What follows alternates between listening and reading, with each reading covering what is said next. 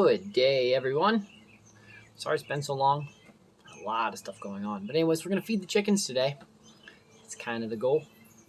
So, I think I got chat and everything set up. Yep, looks like I do. I'm going to do one quick test. I want to make sure chat's working.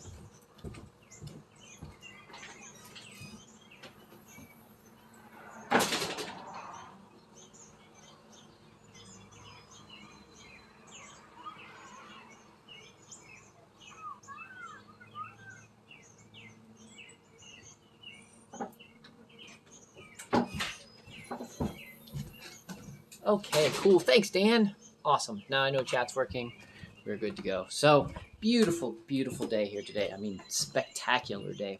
So, current temperature, just so I can get up to date. So, current temperature is 68 degrees or about 19 C. So, just absolutely lovely, lovely day. I am feeding the chickens today. Lisa's not feeling well. So, it is me doing a Let's Feed the Chickens stream. So I thought since it's been a while, and it's been actually a little while since I fed the chickens, I thought we would just jump on in and you guys could follow me around as I get everyone fed and we can chit chat about, farming and such again. I know I've been gone for a while. I've had a lot of interesting stuff I just needed to accomplish and just stuff like that.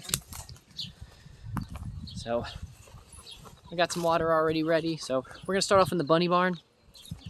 I actually do need to make sure I got that set up properly, which looks like I do. We haven't lost signal yet, so it looks like I actually did set it up right this time. So how is everyone? Oh, let's peek at the sky. I want to show you guys the beautiful sky that we have here on. Nice, ginormous, big, fluffy clouds. A little bit of gray. Supposed to get a little bit of rain, possibly later, some thunderstorms. We'll peek over here. I hear Sylvia talking, so let's make sure we say hi to Sylvia. Right, Miss Sylvia? Oh.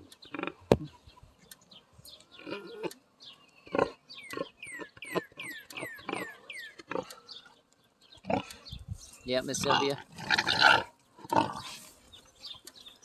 Muddy piggy. So we got the bees. I don't know what they're doing here, but we have an interesting little bee clump there. That's the camera, guys, if you guys want to know where that camera is on the Mavis Pharmacy page. So there's where the camera points. So interesting that the bees are clumping right there. Don't know why, but no worries. Okay, so all the ducks. So let's head on into the bunny barn. Get some bunnies fed and watered. And then we'll move on to everybody else today.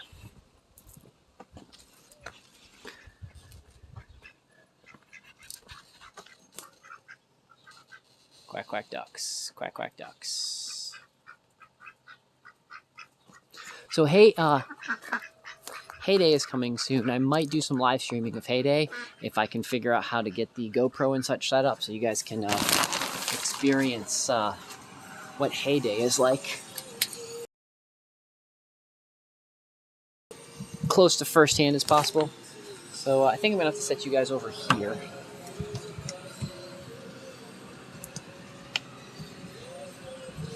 So I can do my work and still chit-chat with you guys. Put you guys right here. Let's bring this down like this and switch over to the facing camera. So here we are in the bunny barn. Or at least for a little while. Me and Lisa decided that we're going to, this winter, we're going to try to consolidate all of the barns to just one barn to make things easier for two barns. We'll have the main barn, the Kuppenheimer, and we'll have the handy run. And we're kind of going to do some conversion of this barn. We're going to fix some of these cages. We're going to set up some stuff so we have some more storage in here. And then this will kind of become our quarantine, just in case we start adding animals in or we start doing some more rescuing and such like that.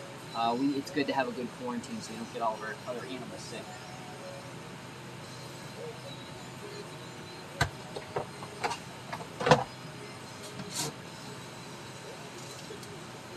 So here is the rabbit food. We're gonna give some of the rabbits the food that they need. These are just the scoopers we use, nice scoopers.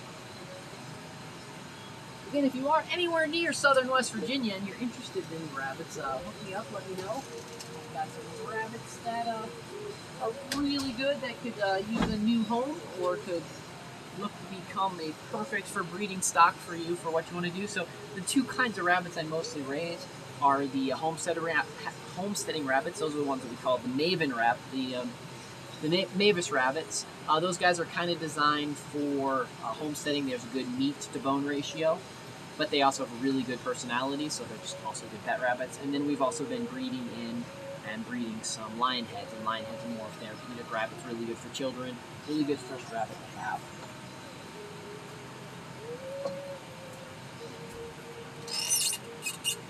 And if you're thinking about homesteading, rabbits are definitely something that you should have on your homestead, if only for the soil building. Because the fertilizer and the soil building that rabbits do is absolutely amazing.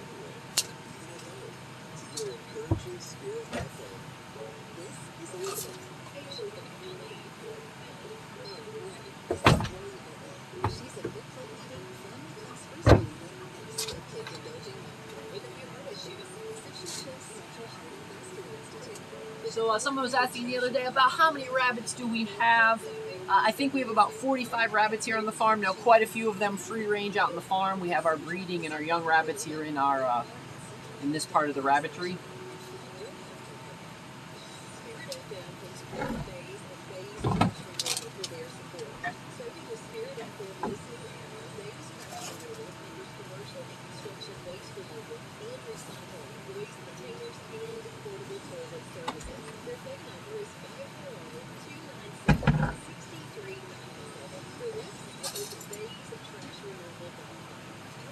You're going to come in here and that guy's going to need some water, but everybody else is watered up really well. So I guess the first thing we're going to do is we're going to head out and we're going to hit up some of the guys outside. So let's go do that next. So we got a couple rabbits in different places because again, like we're trying to get most of the rabbits outside of the rabbit barn right now, the bunny barn, because we need to redo some of those cages. So we've got right here in the hay barn, we actually keep a couple rabbits. This is a makeshift hay barn that we've been messing with over the last couple years. We have some rabbits in here.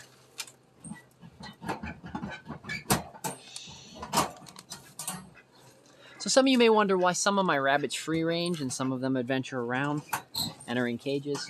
So we, unless the rabbit is for breeding purposes, is sick or something like that, usually the reason we keep our rabbits in the cages is for if they're sick, if they're for breeding purposes, or if they choose to live in the cage. Because if a rabbit has the idea to free range but keeps coming back to the cage every day or every night, then we allow them. That means that they want to be domesticated, and so we allow those rabbits to stay domesticated. We let the rabbits make the decisions.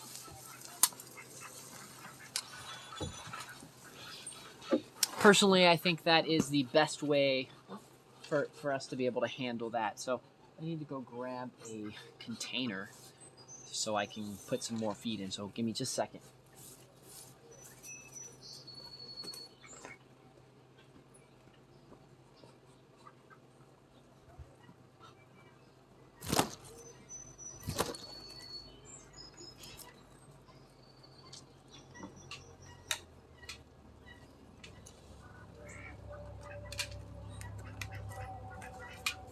Because I'm going to need two hands, I'm going to take this container, I'm going to fill it up with food, and then we'll adventure on.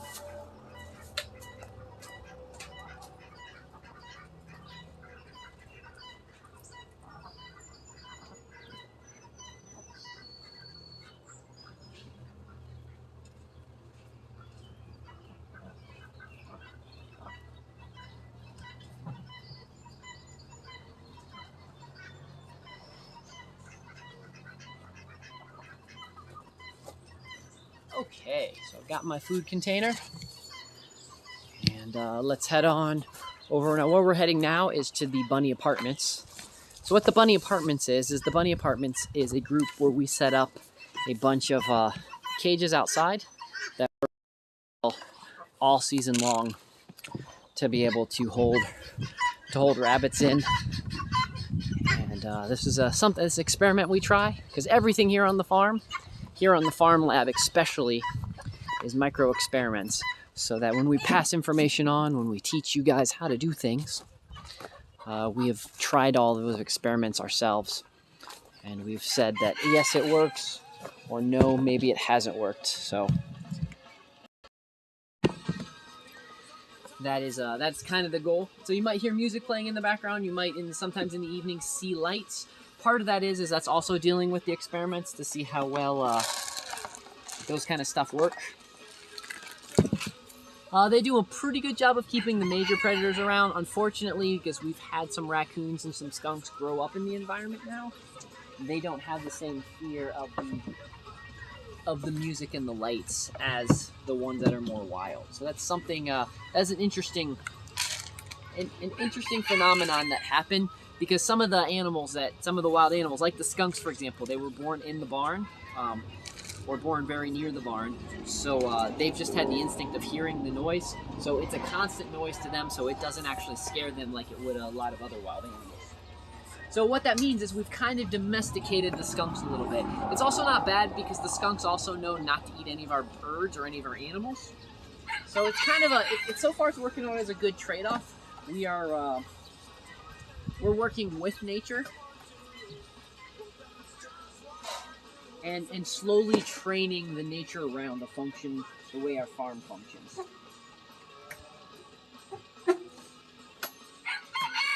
So you might think it's absolutely crazy. Why would you want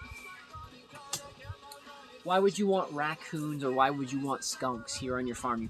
Most people want to try to eradicate them. And the idea is if you find one that follows by your rules, then instead of kicking those guys out, you kind of let them be.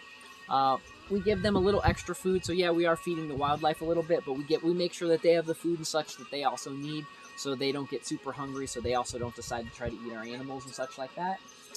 All of our dead bodies, the dead underbodies of the animals and such, I have a particular area that I take them to. I constantly always take them to that particular area to give back to nature, to thank the animals for being for not coming and attacking and killing all of our animals. So it's kind of like thanking Mother Nature. So I have a particular shrine spot that we put the animals there. So it's kind of like a death sacrifice. I mean, the animal's already dead, so it's not really a sacrifice, but it's kind of a death shrine. And then, things like the raccoons and things like some of the possums and such know to come there to get their animal snack. Plus, then the energy of that bird, instead of getting put into the ground or something like that, at least gets transferred back into other animals' life forces. So it's kind of the way we do things. It's a little different. I know it sounds weird, but since we've been doing this, it's done really, really well. The skunks that are here, they keep the wild skunks away. They keep the other skunks at bay, because skunks are territorial. The raccoon that lives here, he seems to be pretty chill. He just comes in, maybe he'll eat some eggs, but what's a couple egg sacrifice? Not a big deal. And we seem to have the balance pretty well. We try to pay attention to the color patterns of the skunks and the raccoons that have, just to make sure they're the same. And the ones that are currently here, that's been here this year and a little bit of last year, have been the same. So far they haven't caused any issues with any of our other animals. Now, if they do, that would require us to do some type of relocation. So we would be relocating the wildlife after that. So, again, I'm not your typical homesteader. I'm not your typical permaculturist. As someone with my Native American or Buddhist views that I have on things, I do view life as very sacred, and so I would prefer not to eradicate any type of predator, or especially any type of animal that's doing what it needs to do, but sometimes we do need to relocate them. So that is something that I do. That's not going to be for everyone. Some of you may have to live in areas where you do have to kill off the population first. Your coyotes, your raccoons, your things of that sort. That is, by no means am I saying that this is the best way to do this. I'm just giving an example of one way that I am choosing to do this, and just to show that maybe it is possible to live in harmony with the environment that we live around, and try to work with it instead of against it. And does it require a different mindset? Absolutely, a totally different paradigm shift that you have to have in your mind, and a completely different type of give and take. So I'm gonna go give these guys some food over here.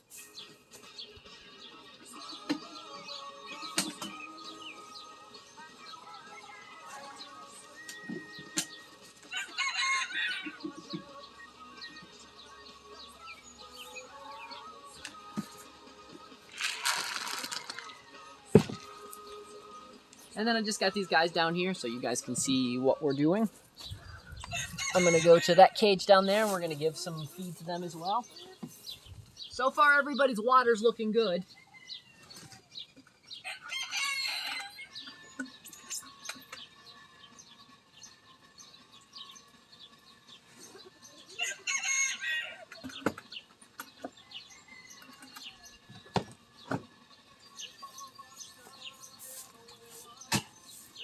So we're gonna head on into the barn now, because I got a couple bunnies in the regular barn. So let's head on over to the regular.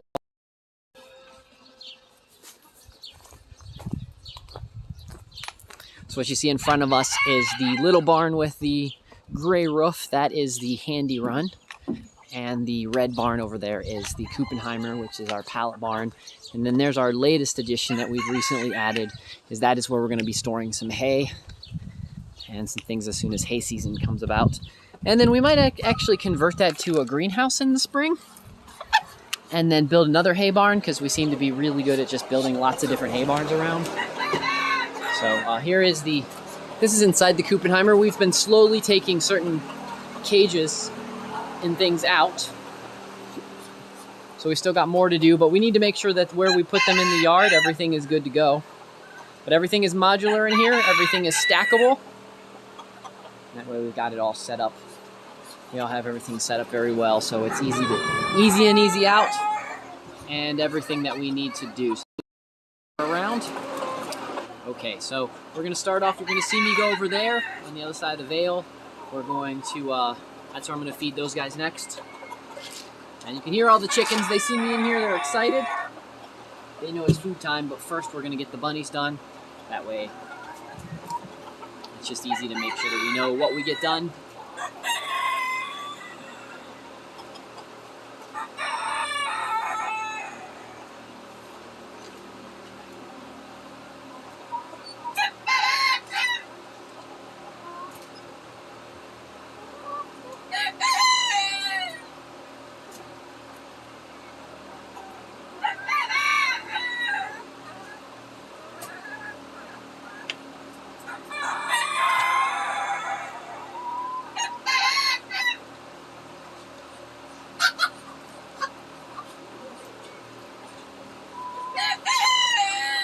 Those three.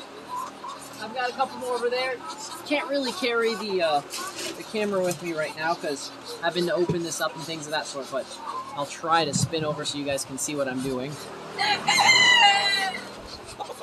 I'll put you guys right there. I'm going to be over on these ones over here.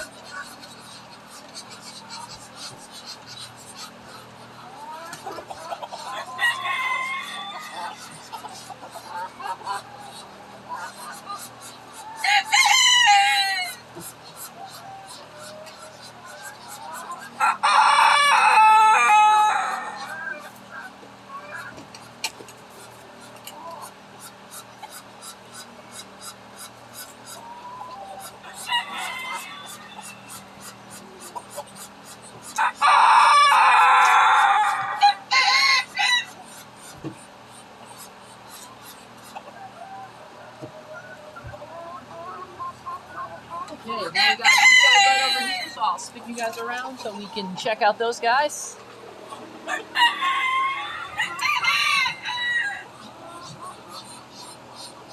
So you guys see the bunnies right there? Those are the next bunnies.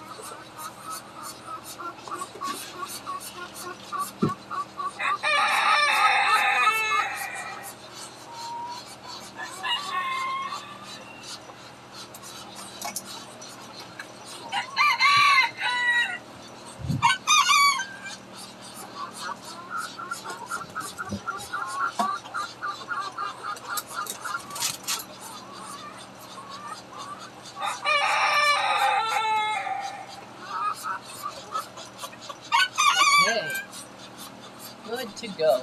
So we got right now we got all the bunnies and such fed. So we'll get water to them in a few. So the next thing we're gonna do is we're gonna switch over. We're gonna get all the chickens in here fed. And then we have to go outside and get the outside chickens, and then we'll say hi to Sylvia. And we'll do that next. So let me get the container. And then after all this, we'll go through, make sure everybody is good to go with water. So sometimes I do the water and such together, so. Oh, that is awesome, Tumbleweed. Rabbits are spectacular. Rabbits are definitely worth adding to your homestead or just growing yourself. One of the biggest perks, though, I want to make sure you know about rabbits is they make the soil that they create is really, really good.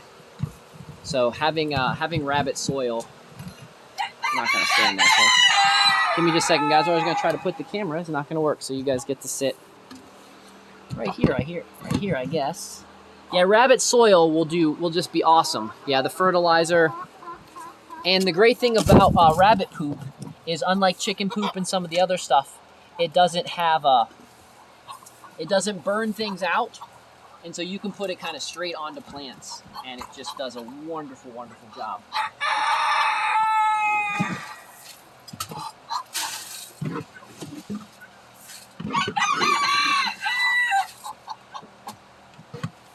So the reason you see me doing this, we mix our own feed. So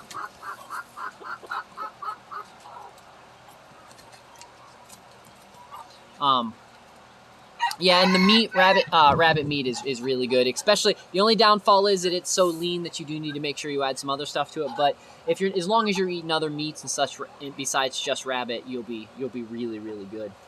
But yeah, rabbits, they're really awesome.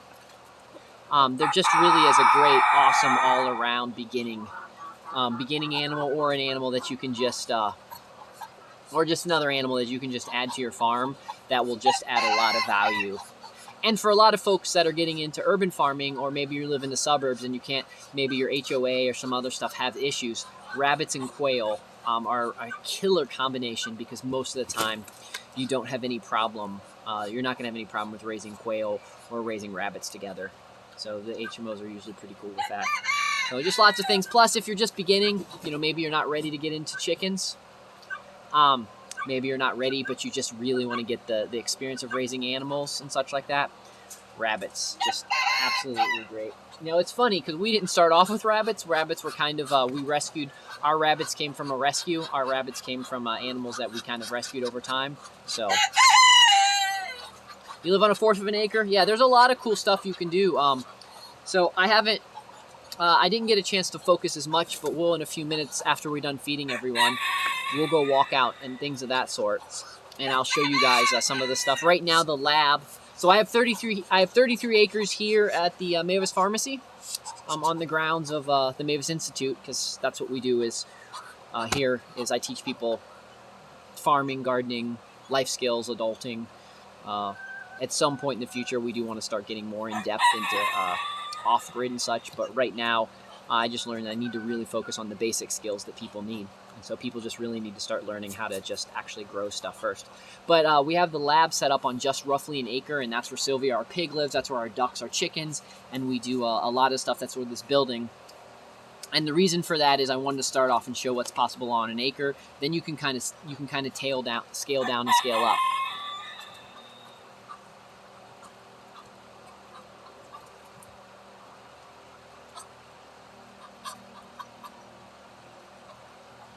A duck's a really good duck if you don't have access to a lot of water and ponds is Muscovies. Muscovies just like to take baths, and so you can just have a tub sitting around, and so that actually works really well.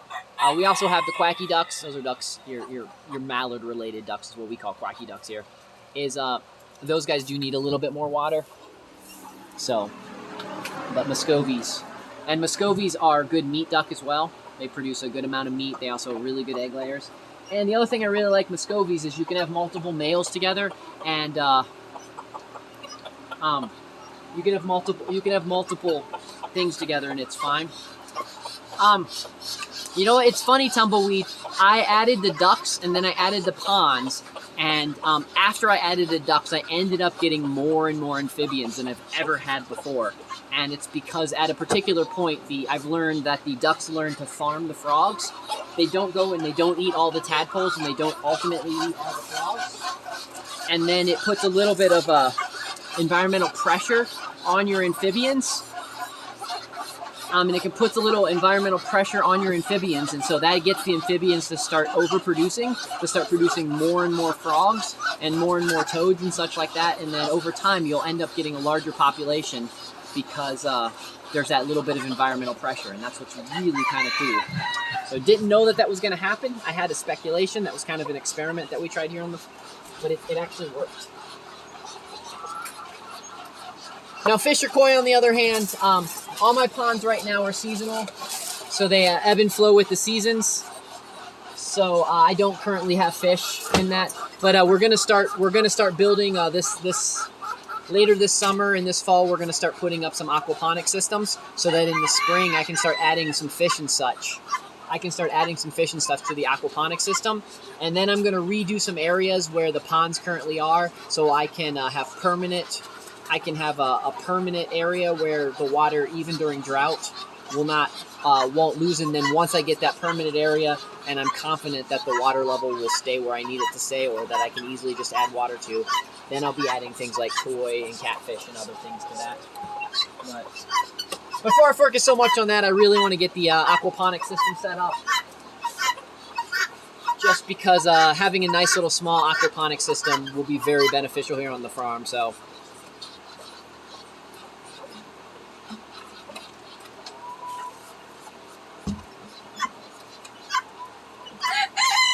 The thing is past the lab. So right here is the lab. Hey, thanks for the follow.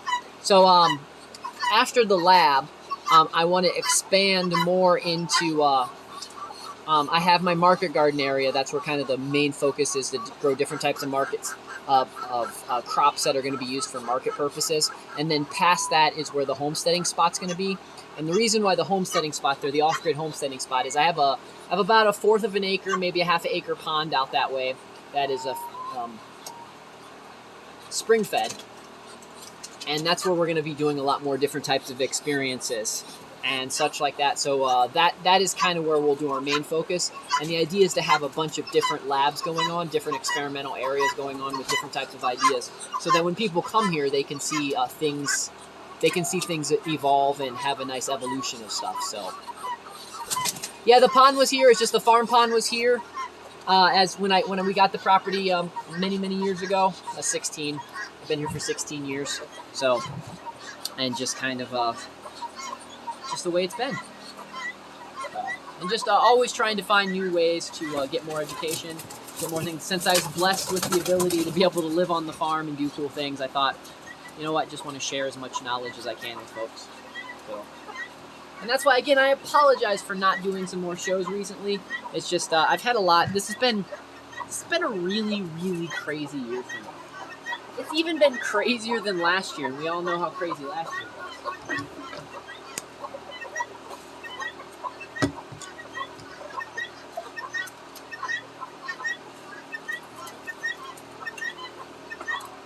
These are another one of my favorite. If you guys have never raised silkies, so silkies are another one of my absolute favorite birds to raise. So they're so they're a great beginner chicken. So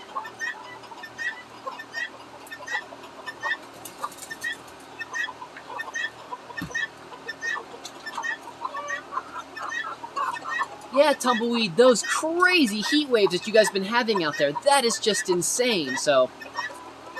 That is just insane. That stuff I've never quite. I have friends that live in that area as well, and just in Pacifica. The waves and the heat waves and such. I mean, what was it? 2 years ago, my friends that lived out there, they had to worry about the wildfires, and they had wildfires get really close to them. And now you guys got the heat wave. Just crazy things. That's why, as a farmer and as a homesteader and things of that sort, you always have to plan for the worst and hope for the best, and just always have a plan in place. Like I've got, even though wildfires aren't common here, even though all of that stuff. We have plans in place. We've got stuff written down. Those are things that when people come, when I get interns in the future, and we'll all go through the emergency management plan so that everybody knows how to deal with all of the craziness that can possibly happen. Because, well, you just never know. Craziness is definitely always on the table. So, anyways, let's get to this. So, yeah, if there's 10 miles from you, Tumbleweed, I hope that the air quality isn't really affecting you guys in your farm and such like that, and I do hope that it gets put out very soon.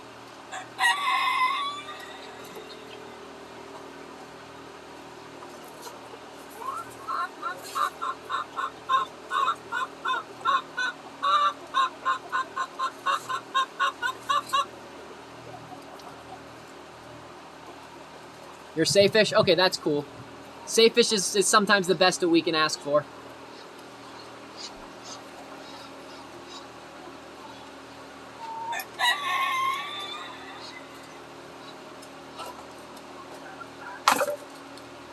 Threw it on the ground.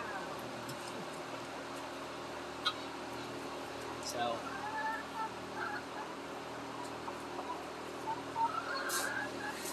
Yeah, it's been warm here, but nowhere near like you. But right now it's a beautiful, beautiful day. I think it's like in the low 60s. So, yeah, 90s. If I see 90s here, so I've lived here for 16 years. I have seen 90 or above here. I think 11, somewhere between 7 to 11 times. I'd have to look at my records. So, yeah, Yeah, 90s are something that I don't do well with. That's the reason I don't live in the South. But yeah, that's absolutely crazy. I mean, I think the 80s is hot. So.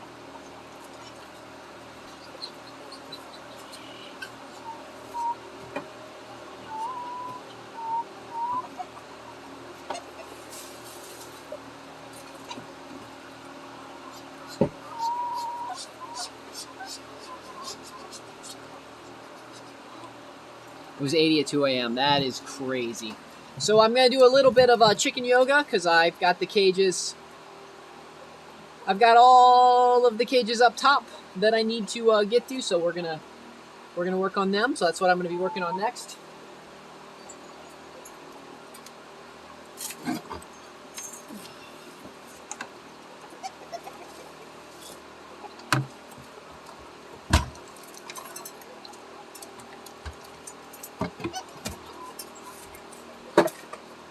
I really need to be getting more and more of these guys out, so. Yeah, so chicken yoga, Tumbleweed, chicken yoga is when you have to do you have to put your body in a lot of weird ways, so stuff like that. So Tumbleweed, all of these actually have the potential of being chicken tractors. The problem I have right now is I don't currently have the flat land to be able to put all of these cages in the places that I've put them in the past. I'm rebuilding soil in particular places, and I don't want these cages to go there because I need to I need the plants to come in so I can chop and drop it so that I can have that plant base come up. And then one of the other spots, when we have really heavy rains because of some rearranging of such, when we do some rearranging of things, it flooded more. I have a lot of chickens, so all my large chickens free range. All of my bantams and smaller chickens, the hawks and the owls and such like that would just devastate the population if I did that, even with all the nooks and crannies and all that kind of stuff that I have. So that's part of the reason why I don't. That's part of the reason why I don't free range. We started off with bantams because it was kind of the idea that we have. As these guys, we've made some decisions on how to do.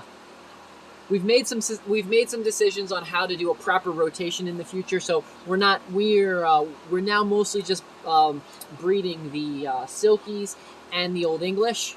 So those over time will then, and then the other ones, the other experiments, like we were trying to breed our own type of bantam chicken, and we were doing some different types of stuff. We opted that it was just we weren't getting the results and such that we needed. So. And so with the Bantams and such, we've been lowering that down. So how many chickens do we have? Last time I counted, which was a couple days ago, there was about 75 chickens, but we've got...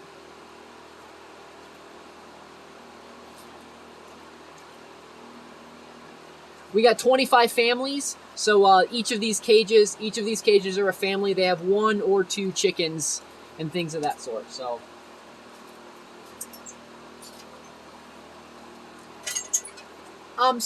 Tumbleweed, no, we don't eat our animals here on the farm, as weird as that sounds. We mostly are raising them for eggs and for heritage purposes. I'm not opposed. I'm not opposed to eating animals. I just I don't kill things. So that's a weird quirk that I have. So it does definitely makes it harder to eat your animals if you don't have anybody. And my partner, my significant other, she's vegetarian. So not that crazy, not vegan. Don't make the mistake. She just doesn't like the taste of meat. So. No, growing rabbits for food is a great idea. So we do sell some of our young rabbits, and we do sell some of our rabbits to neighbors and such. That is the purpose of what they do, is they eat the rabbits. And I have again, that's a lot of animals are here for people to eat. I think that's really, really good. I just know personally, I can't butcher, I can't kill an animal, and that's how I would want to do things if I was going to eat some of the animals here. So most of the time, some of the meat and such that we get, I either get it from people that we know, or I do occasionally, well, I do still eat meat that comes from the grocery store, even though, it is kind of a moral weird thing in my head that I raise animals. But that, and I don't eat chicken. It's like, that's probably another maybe quirk that I should add. I don't like the taste of chicken. I've never liked it, so I'm not a big chicken fan, so I don't eat chicken.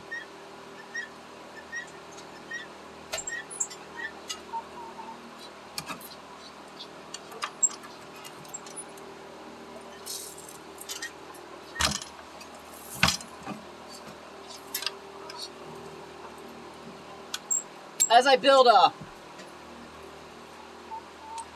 I build community, as I start building more community here in Flat Top in Southern West Virginia, and as I get more and more like-minded people, as I get interns, I would love to raise animals. I would love to raise animals and have other people come and butcher them, and then we share the experience, we share the animals together. Because I would love to have animals that I raise that I also eat. But because of who I am and because of the way it feels in my body, I actually can't kill things. I don't even really I do everything I can to not even try to kill my bees. So I'm in Southern West Virginia, so not really on the coast. I'm in the mountains, so there's lots of mountains, and then there's a gap of mountains, and there's some more mountains, and then the coastland starts. So I'm pretty far from the coast. But I am in Southern West Virginia, in the heart of Appalachia. So, yeah, no, Tumbleweed, I have a lot of respect for folks that can kill their own animals. It's something that I made attempts to do, and I just can't.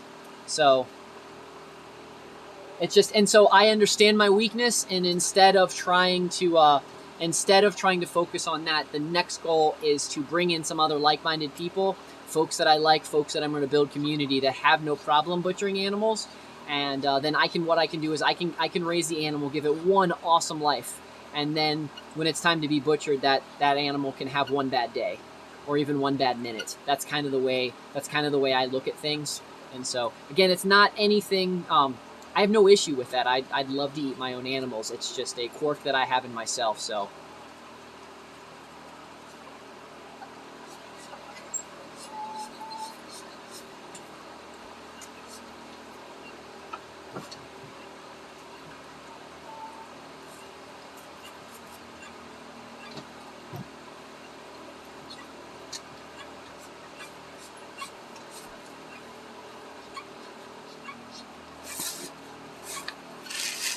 Yeah, no, Tumbleweed, I am the same. I really do.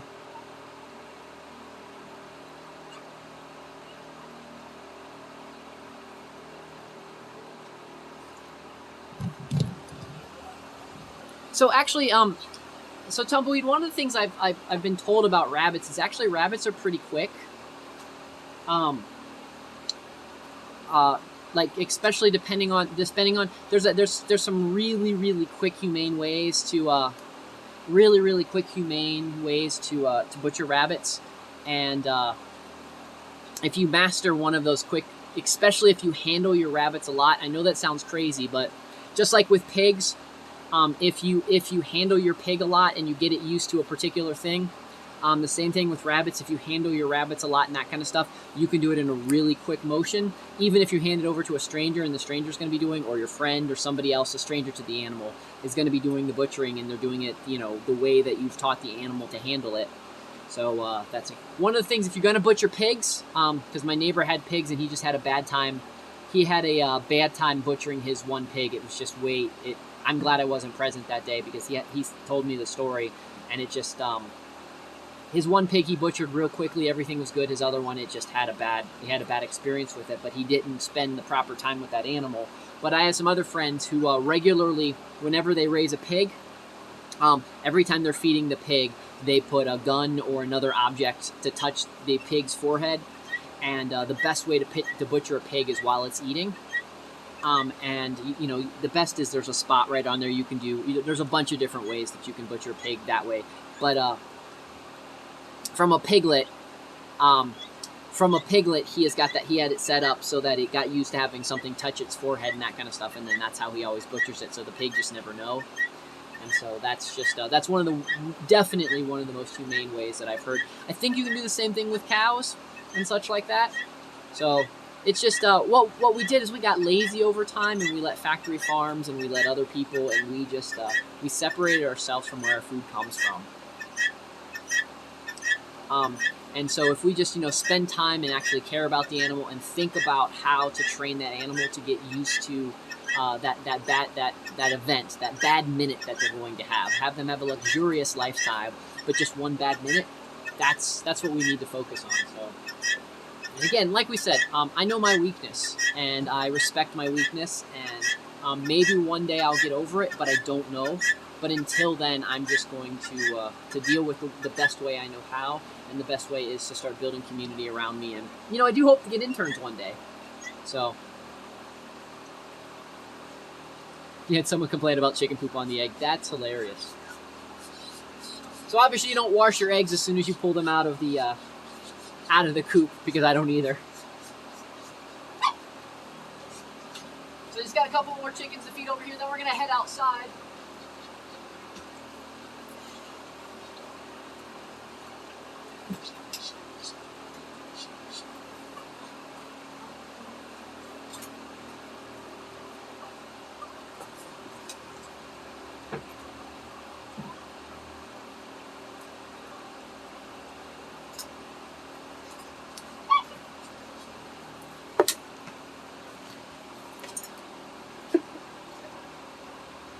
Yeah, Tumbleweed, I want to get back. Me and Lisa used to have a name for every animal, and then we kind of slacked a little bit when we allowed them a whole bunch to breed, and then that kind of slacked it down a little bit. So I would say probably 75% of our animals have names. So if you guys want to see, these are some of the outside. These are the same cages that I have inside, but we put them outside in these chicken tractors. And so, again, they're modular and stackable and such because of the harsh winters and such we have here. But these guys are in an area that I'm going to be rebuilding some nice soil. This used to be part of the fruit forest, but yeah, due to some environmental issues that the neighbors had done, this area got flooded and got rid of a lot of my old trees. So I have to work now with nature and find a new way to be able to do what I want to do. So while we're doing that, the chickens are going to rebuild the soil and to make things better.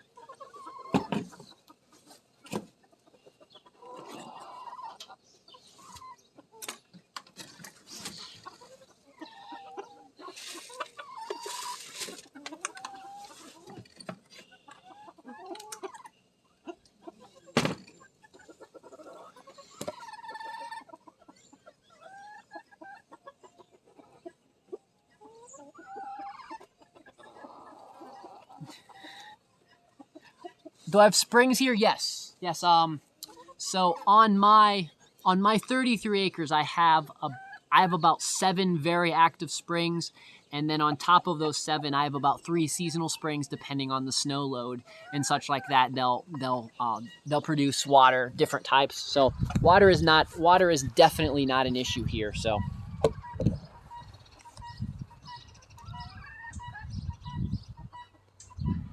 I go through 300 pounds of feed a month. No, I go through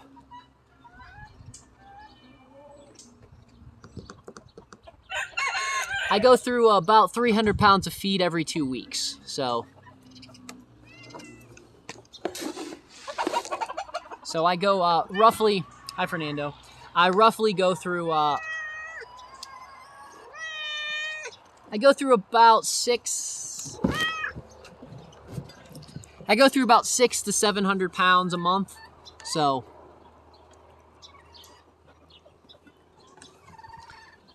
The water's sweet. It's very good water. So each spring is a little different. Each spring is a little different, but most of the springs are very, very nice, very cold water, very good. I'm luckily far enough away from all of the fracking and far enough away from all the coal mining that it doesn't really affect the water or anything of that sort. So it's really good. And Fernando also likes to eat all of the chicken feed as well.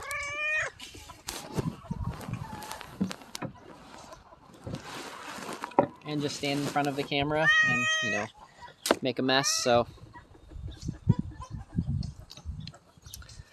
I do not at the moment. Actually, I was wondering, that is something that I will be adding.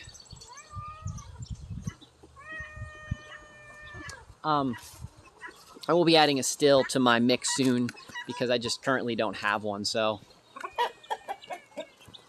Fernando is loud. Oh, almost forgot the other chickens. Fernando helped me forget. So yeah, we've got quite a few cats, but Fernando is one of the most vocal, and he likes to be on camera, and he enjoys all the attention.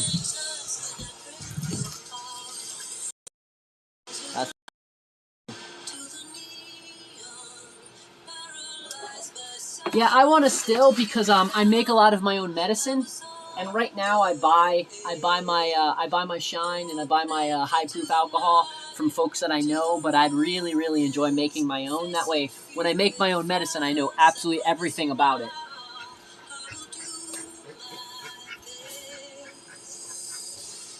I mean, right now I trust the guys that I get it from because I know they know what they're doing. A lot of them are like 3rd or 4th generation. The downfall is they're not quite they don't quite worry about some of the stuff that I worry about, but in general, it's good. Yes, absolutely. That is also true. So, because the only medicine, the only like pharmaceutical based medicine that I take is I occasionally will take acetaminophen if I have a really crazy headache, because sometimes the other stuff I'm using just doesn't work. So sometimes the willow bark and the almonds and that kind of stuff just doesn't work, and so I need to do that. But besides that, I don't take anything. I don't really take anything over the counter or any other type of things. It's really crazy when I talk to people that are doctors and such, and you know, they're saying at 43 they're shocked that I don't take any medicine. Or 42. I'm almost 43. At 42. So, okay. So we're going to walk out. We're going to walk out to the market gardens. I want to show you guys the market gardens and such like that. So,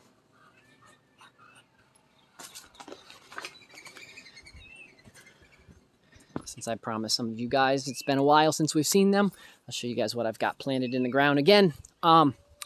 Because of this crazy, we had a really late snowfall, and it was really cold late in the year. I mean, it was still like the 1st of June. We were still really chilly here. So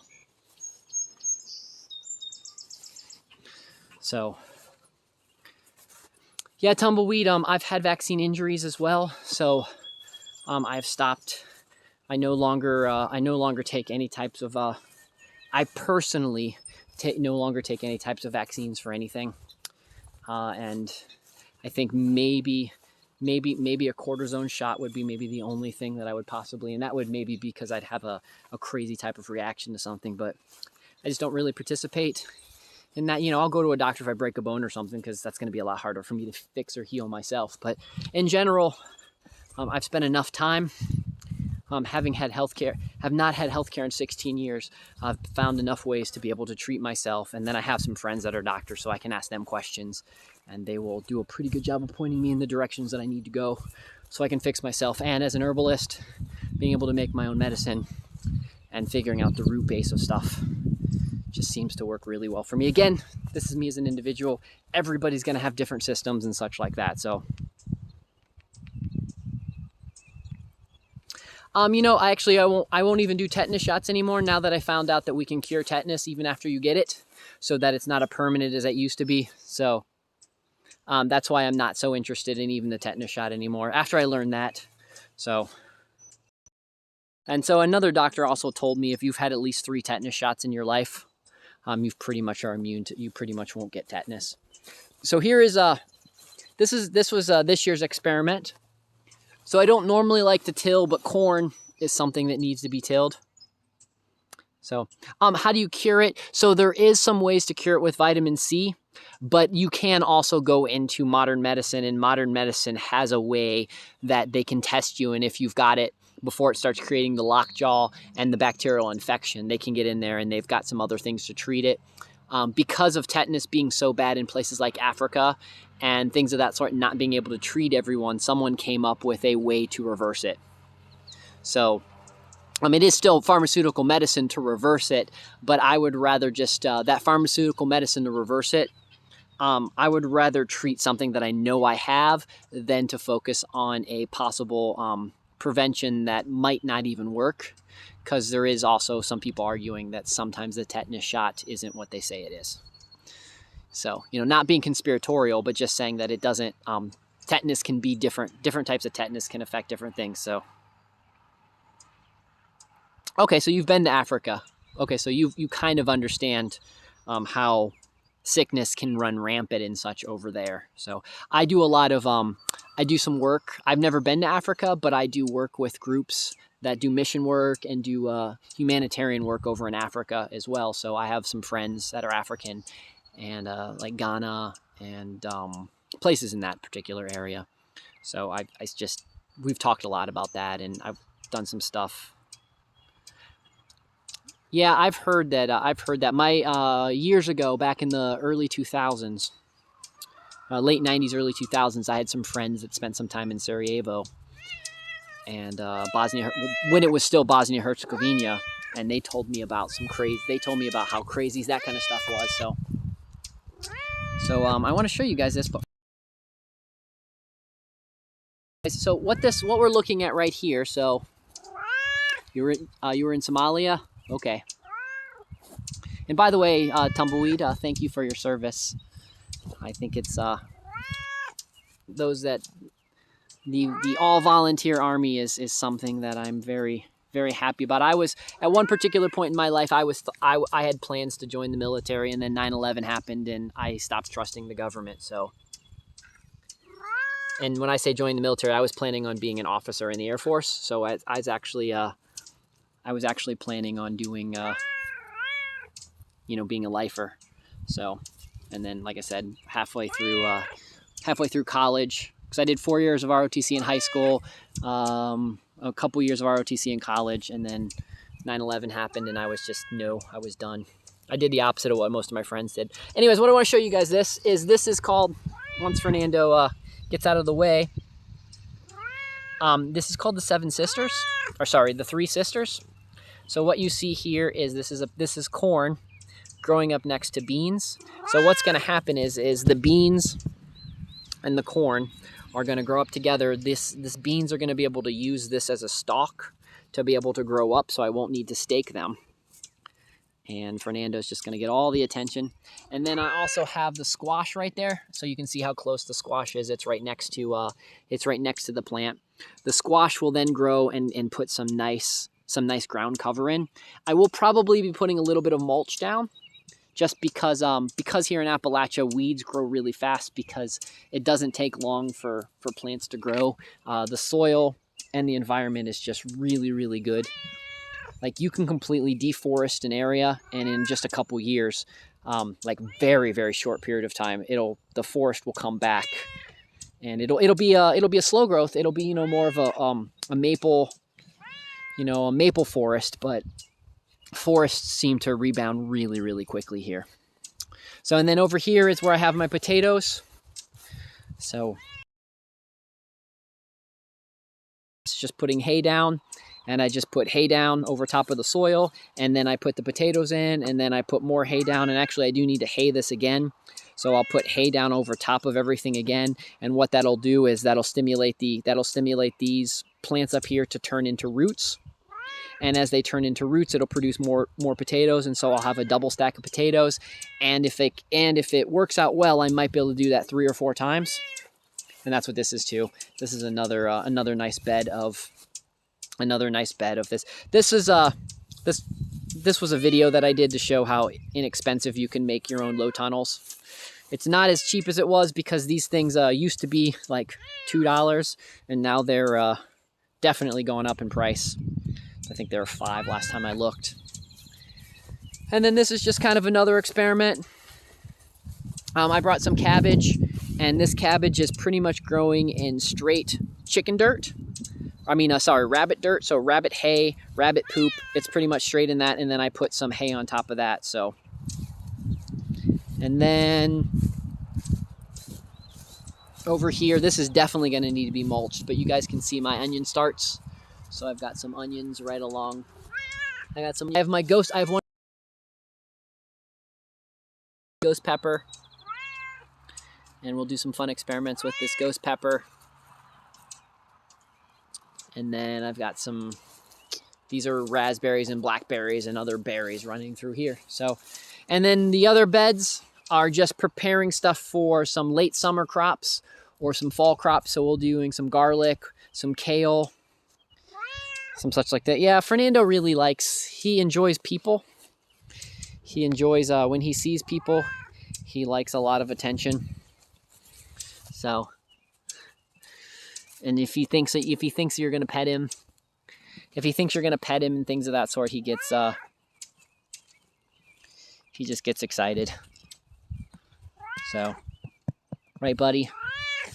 Yep, right. So,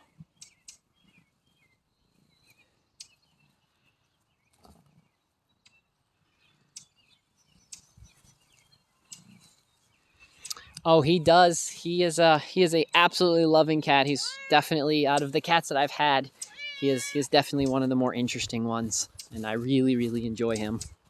So I'll also show you guys. I don't think I'm gonna reach my goal of what did we say my goal was? Is like 15,000 trees this year. I don't think I'll get my goal of planting 15,000 trees this year. What that was is the carbon offset for everyone that watches my stream. But I have got, I have planted about 20, let's see, I got 25 fruit trees and a handful of other trees. So I think I've planted about 30 trees this year. But these are the fruit trees that I picked up for, they were really good price on sale on the internets. So most of them are most of them are pear and Granny Smith, but very excited, very, very excited to have so many that I was able to get snagged up so many this year and turn it into and start my little orchard. Very, very excited about having my little orchard started. Oh, and if you guys, some of you haven't seen what the property looks like, so we'll do a nice little spin around. So there is the pasture over there I own to that far tree line. So there's a little, where the pine trees are, there's a little house property that kind of is like a little nook right there. Where there's a, that's where my neighbors, my brand new neighbors just moved in. This is my hay field. You can see Route 19 right there. There's our shop building. There's the pine tree wall that I've built over the last 10 years. So I've planted, throughout the course of, since I've lived here, I've planted about 25,000 trees. So what you're seeing right there is you're seeing between 3 to 4 rows of pine trees. Each row has a couple hundred trees in them. The trees are planted way too close. Way too close. But I didn't realize that when I planted them. We were supposed to relocate them and stuff like that. But that's why some of them aren't as nice. But I've got trees, got pine trees all over the property because as someone who is an ecologist, I think it's important to plant trees. Yeah, I probably do need to thin them, but at this particular point, I kind of like the hedge that they're making. So I'm kind of just going to let them do their thing. I don't know what that bird is that's making that noise right now.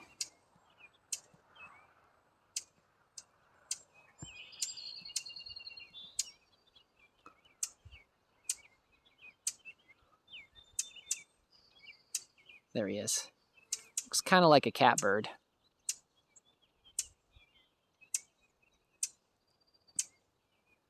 Kind of a reddish color, kind of a blonde reddish color. So, oh, I probably like at some particular point I look forward to when I'm finally able to grow down here. I just really enjoy growing plants, so that is so cool. 7 feet tall. That is spectacular. So, you know, it's funny. I'll pass this along. So, in the past, when I've tried to grow stuff from sprouts, that is the one plant that I have the toughest time germinating. So,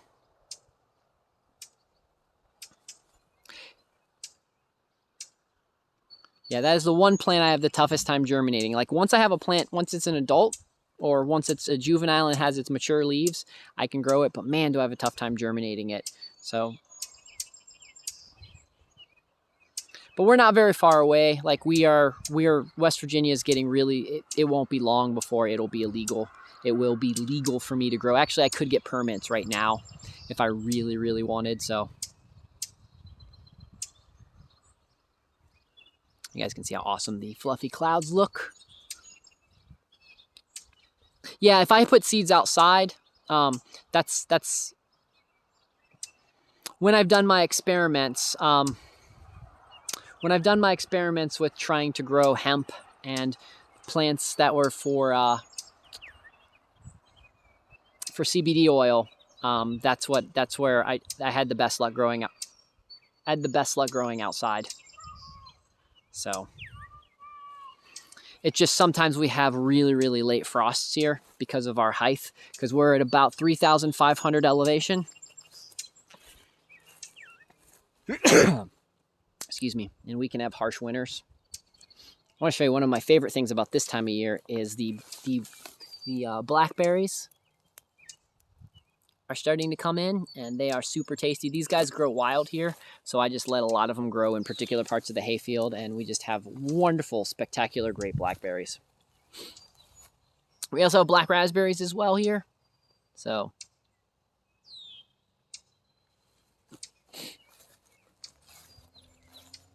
tumbleweed, a lot of the thing is just I just haven't had the proper experience trying to grow it because of you know, there's issues that I have to think about and worry about because the fact that it's still illegal, and as much as I'd like to participate in that, I can't risk, because in West Virginia they can take your property, and that would just not be bueno. So the laws are changing and they're getting more realistic, but they're still just rather silly. So those are my shiitake logs. These are my these are my shiitake logs that I grow shiitakes in. We had some really nice shiitakes earlier this spring, and these were from a class that we taught. So just what these were little logs so that the average person could keep them on their porch or put them in their freezer or in their fridge and could simulate winter and get multiple shiitake lessons from. So in the future we'll be teaching some more classes like that.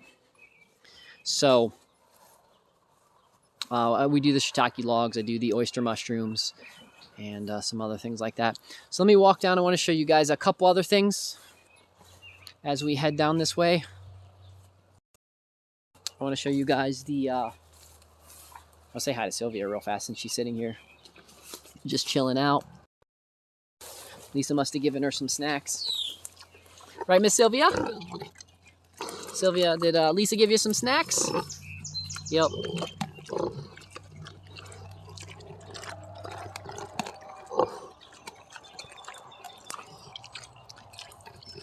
So if you've not met Sylvia, she is our 600-pound pig. She's about 7 years old. She is the main thing that keeps the bears and a lot of the bigger predators away, because big predators and such don't like the smell of pigs. So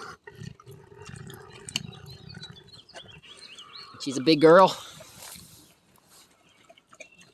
If you want to see, just so you can get a perspective on how big. So nice big girl. So I need to go. It sounds like Lisa's trying to come out and do work, and I need to tell her that. So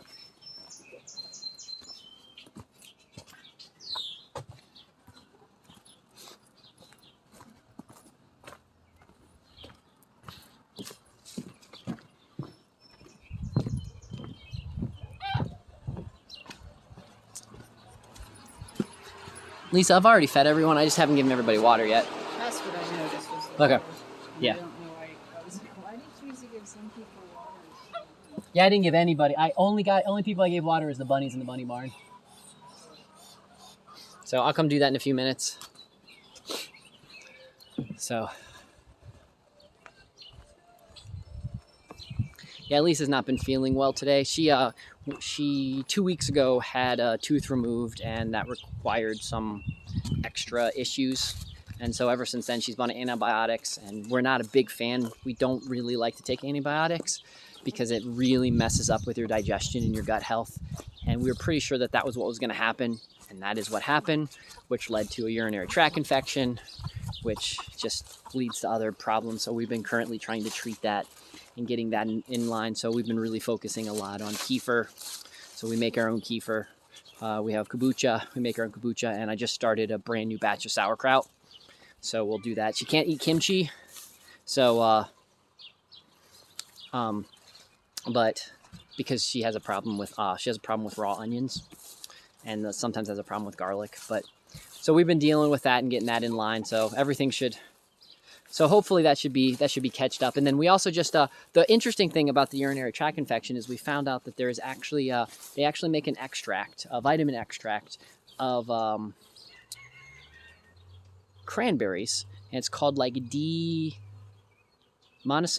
or D-manosoon or something like that. Anyways, we got some of that, and she's gonna be using that to see how well that works for treating that kind of stuff. So.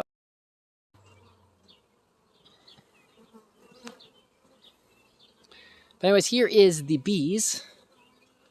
This is one of the little bee yards. It's kind of a mess right now, but there's the bee gees.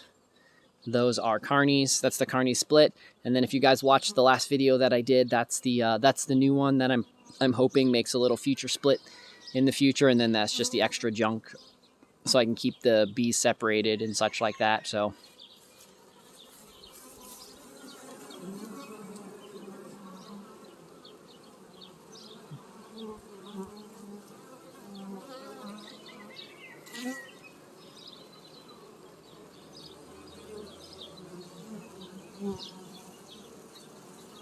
I just love the sound. I love standing here right in the middle of the bees and just all of the crazy sound, how loud it is.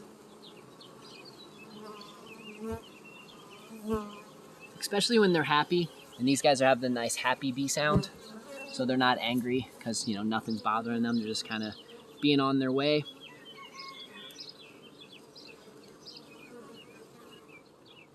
And then this is the one. If we pop open the lid here, you guys will be able to see.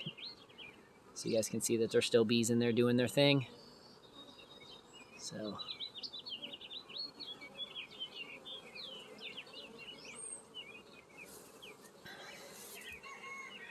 Yeah, Tumbleweed, I highly suggest snagging some bees in the future.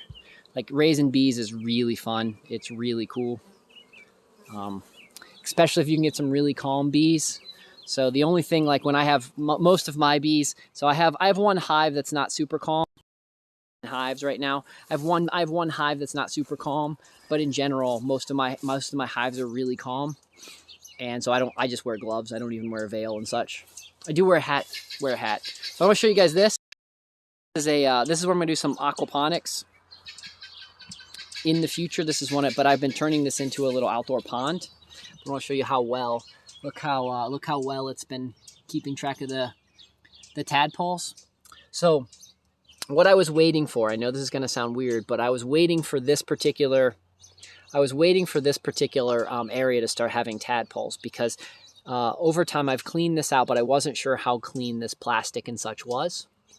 And so I wanted to make sure that this plastic got to the point where it was clean and it wasn't leaching out bad chemicals. Well, amphibians are the most sensitive to leached out chemicals and things of that sort. And the fact that this has so many tadpoles and such growing in it and things of that sort, which means that the quality of this water is definitely a good water quality now.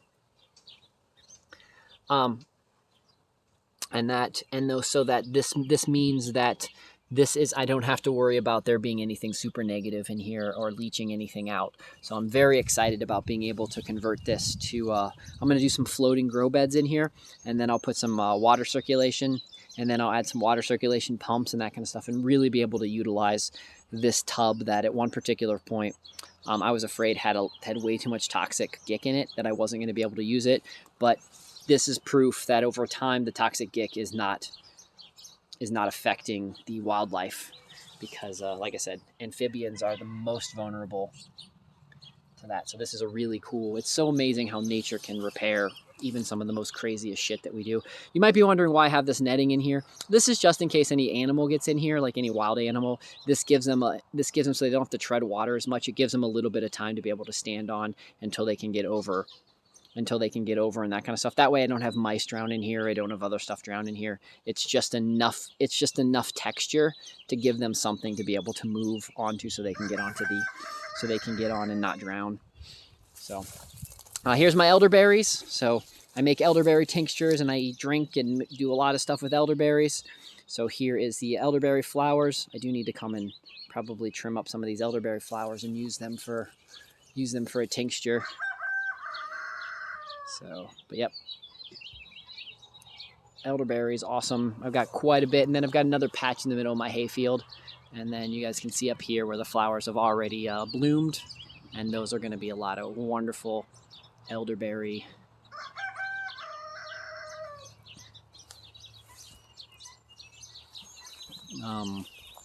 berries, I guess is what I'm. So.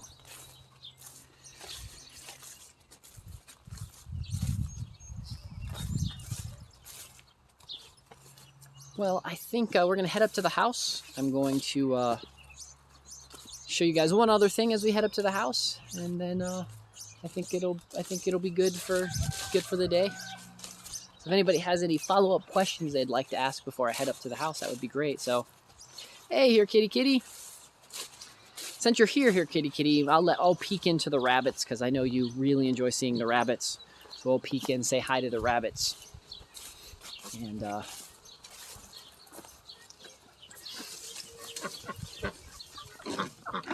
these are our youngest rabbits that we currently have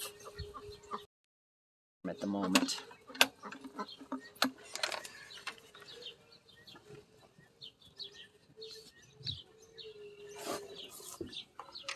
So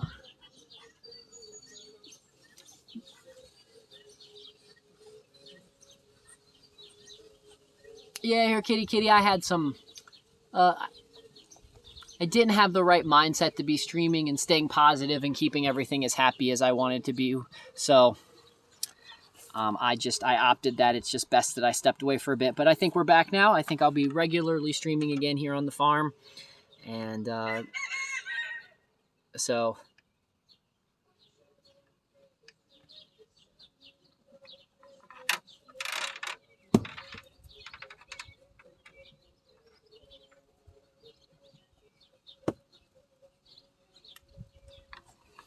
let me put this back up. think this is the one. Let me see. Oh yeah, so here, kitty, you had a favorite black one back when they were all little babies. If you want to see what your favorite black one turned into looking like, there is him right there. Pretty sure it turned into a boy. So that was that favorite black one that you had that you really enjoyed watching all that kind of stuff with. So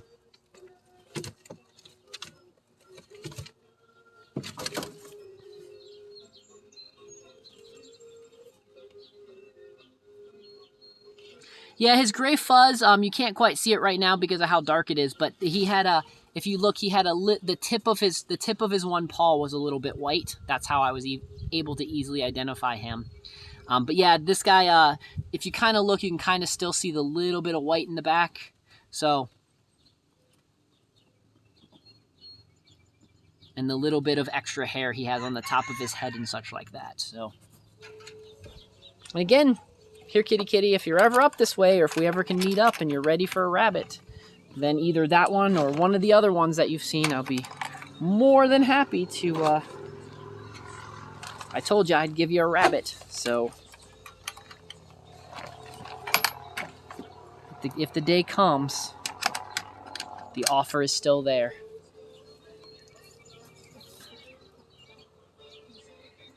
Okay, so we're going to go up to the porch. I'm going to show you guys one other thing because I want to talk about just again, even from the house, just how awesome. I really like when there's a blue sky. Yeah, guys, and if you guys are ever passing through southern West Virginia, I'm about 5 minutes off of 77. If you guys look up Mavis Manor, Mavis Manor, on the internets, like Mavis Manor, West Virginia, you will find the map dot. You'll see my Wikipedia page. You guys are ever just passing through, and you guys are always welcome to stop. Even if you can only stop for a few minutes, you just need to do a pee break or have some coffee or just need to get out and stretch your legs and you just want to come do a quick little tour of the farm, you guys are always welcome to come stop by and visit. So I just want everybody to know that. So it helps if you call ahead of time, but if you don't, that's still okay. So,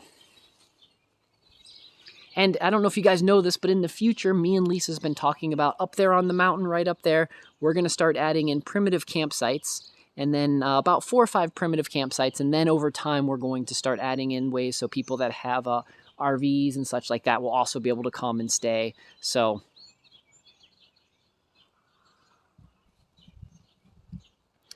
it'll be it'll be ways to do that, and if I do ever get the chance to reopen the B&B in the near future, that'll be other ways for you guys to come visit. But again, if you guys are just ever passing through, definitely feel free to swing by. If you're not part of my Discord, ! Discord, join my Discord.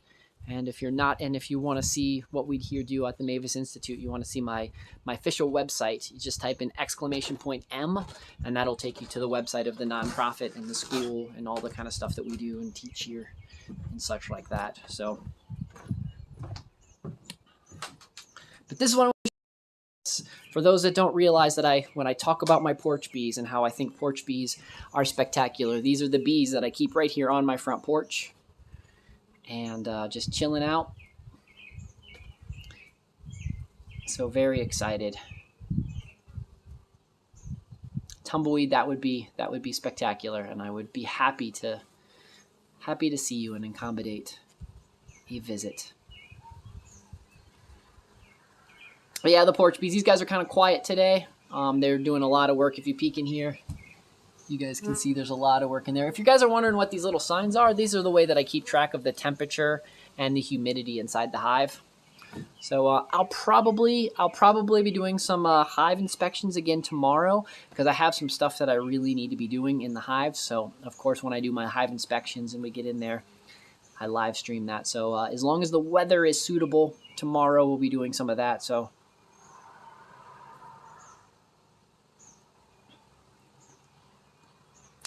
So that'll be something to look forward to. And oh, by the way, guys, I want to show you guys this. If you haven't seen this, I want to show you. Lisa has been doing some wood burning for me on my hives, and this is she burned that into the hive, and so those that saw my Firefly logo and such like that. So she did an awesome job of putting my Firefly logo onto the hives, and how cool that looks. So we're going to start doing that on a lot of our hives and such like that. So just one of the cool things. At some particular point, we're trying to get some more stuff, and we have some more free time to get her Etsy store up and functioning again. Right now, it's very, very boring, but you can see that she's got some interesting. She's got some, at least for me, I think that's some very, very nice skills. Plus, it just looks really cool on the hive. I've been wanting to do cool things on the hive for a while. Here's the other thing that she did on the hive. This was her first attempt. She tried this last year, so there's some of the cool stuff. We've established that we need to burn a little bit, like with this one, there's some stuff that needed to be burned a little bit deeper, but that was just kind of like an experiment to see how well that all turned out as well. But the Firefly turned out extremely well. Very excited about that. Oh, and one other thing. That is my the new scythe that I just got. So I haven't quite mastered it yet, so I'm not able to teach you guys how to use it properly. But that one is designed for me and things of that sort. So once she that's actually, so I'm very excited about using the tool, and I've been practicing with it a little bit, and it does a great job. It does a great job. So very, very fun. So I think, guys, I'll leave you with the wonderful bee. The wonderful beehive. That's a nice little small 8-frame as well. So thank you guys all for joining me today. We'll be doing this again more often. Sorry, I've just been slacking. This has just been a really tough year for me. So everything should be back ready to go. So tomorrow we should be doing some bee inspection as long as the weather is good, and if not, we'll just do a quick little walk around the farm and such like that. Other than that, you guys can follow, if you just want to watch what's happening on the farm, Mavis Pharmacy here on DLive, or if you guys are watching this someplace else. If you're watching this on Twitch, it'll be on this same channel because I only have one channel on Twitch. Lisa has a channel here on DLive. So Mavis Pharmacy spelled with an F. You guys can watch us wander aimlessly around the farm and listen to some cool variety of music that I pick and choose. So, and again, here, kitty. Good seeing you again, Tumbleweed. It was wonderful seeing you as well. I hope you guys have a wonderful 4th of July. Be safe. Don't catch yourself on fire. And to everyone else that's currently watching, thank you guys for following me again today.